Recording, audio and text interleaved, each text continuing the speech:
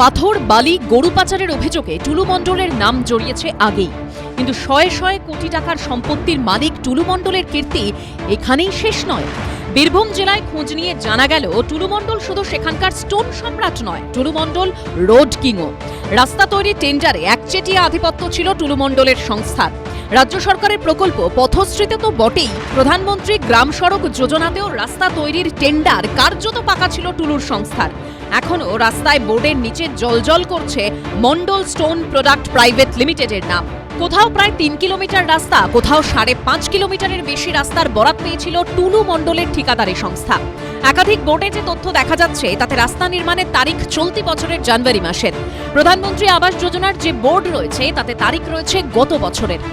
মণ্ডল stone product private limited, এই মণ্ডল stone product private limited হচ্ছে যে মোহাম্মদ নাজিবউদ্দিন মণ্ডল ওরফে টুলু মণ্ডলের সংস্থা, এবং এই মণ্ডল স্টোন প্রোডাক্ট প্রাইভেট লিমিটেড একেবারে পথশ্রী থেকে শুরু করে প্রধানমন্ত্রী গ্রাম সড়ক যোজনার রাস্তা তৈরিরও বরাত পেত। নির্মাণ বাবদ কোনোটায় খরচ প্রায় 2,57 লক্ষ টাকা, কোথাও আবার রাস্তা তৈরিতে খরচ প্রায় 1 কোটি টাকা। একের পর এক টেন্ডার যেত টুলুর পকেটে, কোটি কোটি টাকার ব্যাপার, কিন্তু কাজ আদৌ হয়েছে কি?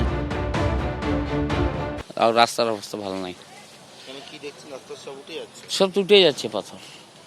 এটা কি বানিয়েছিল? এটা টুলু মণ্ডল টেন্ডার ছিল। গনপুর বাস স্ট্যান্ড থেকে 5.6 কিলোমিটার রাস্তা, সেটাও বানিয়েছিল মণ্ডল স্টোন প্রোডাক্ট প্রাইভেট লিমিটেড। কাজ শুরুর তারিখ হচ্ছে 2/1/2026, এবং যেমনটা জানা যাচ্ছে ফেব্রুয়ারি মাসের পর এই রাস্তার কাজ শুরু হয়েছিল। মার্চ মাস নাগাদ তৈরি হয়েছিল এই রাস্তা, এবং তার কয়েক মাসের মধ্যেই অনেকেই বলছেন এবং দেখাও যাচ্ছে রাস্তার কি অবস্থা। জানি না, এগুলো জেলা পরিষদ থেকে তো কাজ হয়। এবার পথশ্রীর কাজ হচ্ছে আমার জিপিতে, এটুকু জানি, কিন্তু টেন্ডার হওয়া বা এই কাজ কে পাচ্ছেন কে করছে এই ব্যাপারে আমি অবগত নই একেবারে। তৃণমূল জামানায় রাস্তা তৈরির টেন্ডারে টুলুর এই একচেটিয়া আধিপত্যের কারণ কি? নেপথ্যে কি কোনো প্রভাবশালীর হাত? তা নিয়ে শুরু হয়েছে রাজনৈতিক তরজা।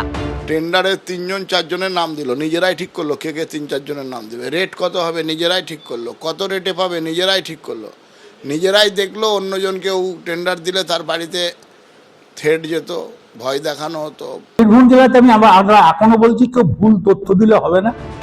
টুলুর মাথায় কাদের হাত ছিল? কাদের মদতে এই অগাধ সম্পত্তি করেছিলেন টুলু মণ্ডল? বিনিময়ে সেই প্রভাবশালীরা কি পেয়েছিলেন তা জানতে চাইছেন তদন্তকারীরা। পার্থপ্রতিম ঘোষের রিপোর্ট, এবিপি আনন্দ। এবিপি আনন্দ, এগিয়ে থাকে, এগিয়ে রাখে।